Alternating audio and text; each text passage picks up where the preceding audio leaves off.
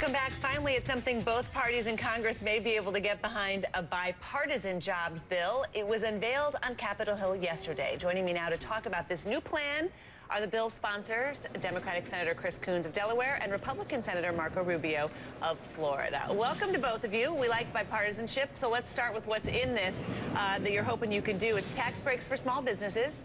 You've also got in there regulatory reform, incentives to hire veterans, which everyone can get behind, I think, and some measures to attract highly skilled immigrants. I'll tell you something, these aren't exactly groundbreaking, and some would call them the low-hanging fruit.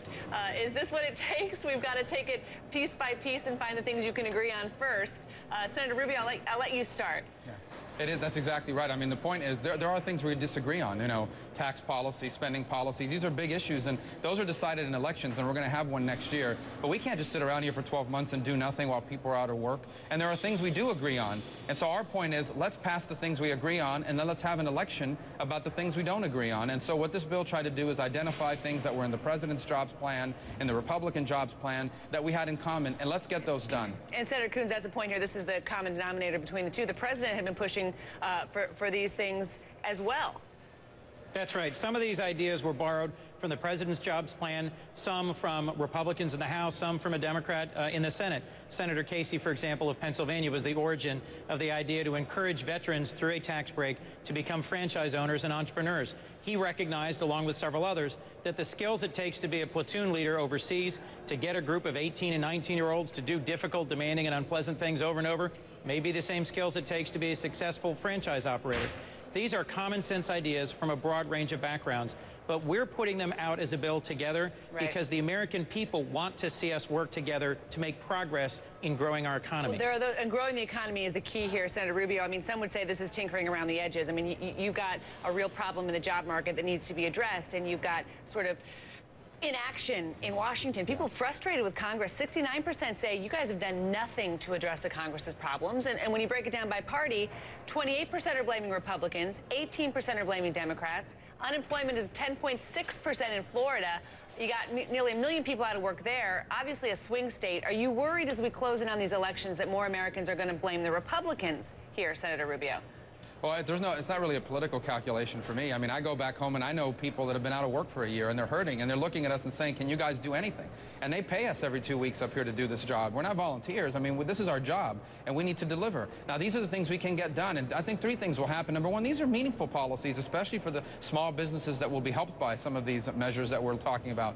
Number 2 is that it will actually, hopefully, people will look around and say, hey, that didn't hurt too much. What else can we work on together? And number 3 is we hope it'll send a message back home that finally some good news is coming out of Washington, because I think this gridlock and this bickering, as much as anything else, is having a deep psychological impact on our economy and on people's willingness to invest in our economy. Senator Coons, you guys have the payroll tax holiday in there still? Because there's some economists, Diane Swank is one of them from Mesro Financial, who's told me many times she's very concerned that there could be an effective tax increase coming to a lot of people's paychecks that could really be a jolt in the wrong direction.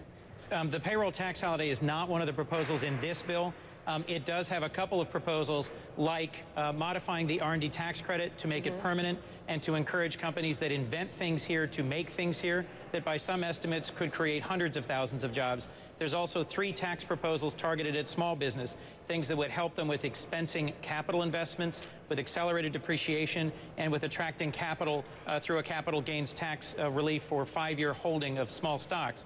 The point here is that access to capital, access to qualified employees, access to innovation and invention are several of the elements that are holding back small businesses that have high growth potential. We pulled together a combination of proposals from lots of different sources that we think could really make a difference. And frankly, I also think a lack of confidence that Congress is able and willing to tackle the real challenges facing our country is one of the big drags on our country. We've lost our confidence. In this bill, we're showing confidence in small business owners, in veterans, in inventors, and in entrepreneurs, and I think that's important for all of our country. And I'll give you another thing that we're lacking. There's a lack of demand. The overall economy just isn't growing well enough, and that allows sort of these rifts between Republicans and Democrats who have different views on how to get it jump-started. That allows those rifts to really grow and become quite troublesome. I want to ask you about the super committee, guys. They have a week to cut a deal, 7 days. Talk about bipartisanship. That's going to be the real show of whether we can get some bipartisanship. I want to throw out a set of numbers for you. 78% of people don't think the committee will have a deal done by Wednesday. Senator Rubio, do you think they're going to get it done? How do we know? I mean, that's why I voted against it. I'm not a part of it. Neither are you, neither is Senator Coons. There's no public forum going on. We don't have public information. The public's not engaged. We as members of Congress have no role to play in it. We're going to get an up and down vote. We can vote yes or no, but we can't amend whatever they come up with. I wish them the best. I know they're working hard. I want them to succeed because it's good for our country, and let's just be hopeful that they can. Senator Coons, dealing with our deficit and debt is one of the biggest problems facing our country. The super committee has an expedited process. That means they're able to get anything that they come up with by a majority that meets their goal. They can get to the floor for a vote past what has frankly been a very dysfunctional Senate this year. We've had way too many filibusters, way too many fights over amendments. We aren't able to move forward common sense proposals. I do think the super committee will, in the end, come up with a deal. I've noticed in my 1 year here that we always seem to pull together a deal in the very last hours.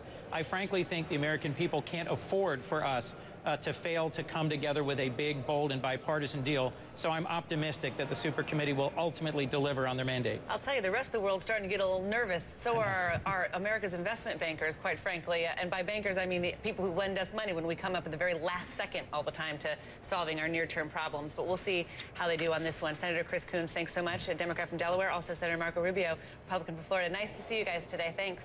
Thank you. Thank you. Gives you some hope, huh? Yeah. Yeah.